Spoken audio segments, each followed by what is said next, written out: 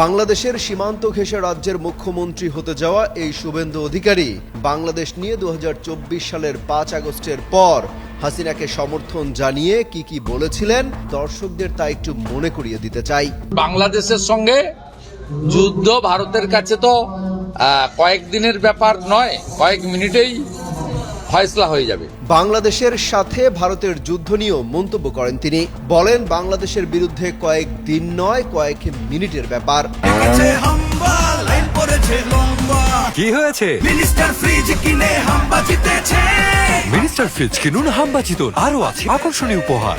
ভারত বাংলাদেশের বড় ভাইয়ের ভূমিকায় আছে বলেও কটাক্ষ করেন এই শুভেন্দু অধিকারী।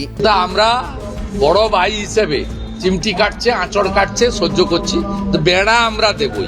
রাজাকারের বাচ্চা বলে ডক্টর ইউনূস এবং মমতাকে একই কাতারে ফেলেন শুভেন্দু অধিকারী। বাংলাদেশকে মশা মাছি বলেও কটাক্ষ করেন তিনি। বলেন ঢাকা শহরকে ময়লা দিয়ে ঢেকে ফেলা যাবে।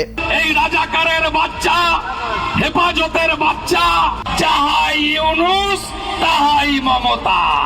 শুধু তাই নয়, বাংলাদেশকে গাজাবাসীর মতো শিক্ষা দেওয়া উচিত বলেও মন্তব্য করতে ছাড়েননি পশ্চিমবঙ্গের মুখ্যমন্ত্রীর দৌড়ে এগিয়ে থাকা এই শুভেন্দু অধিকারী। ফলে প্রশ্ন উঠেছে, তিনি ক্ষমতায় আসলে বাংলাদেশের জন্য লাভ নাকি লোকসানের পাল্লাই ভারী হবে। এই রাজাকারের নাতিদের অবস্থা কি হয়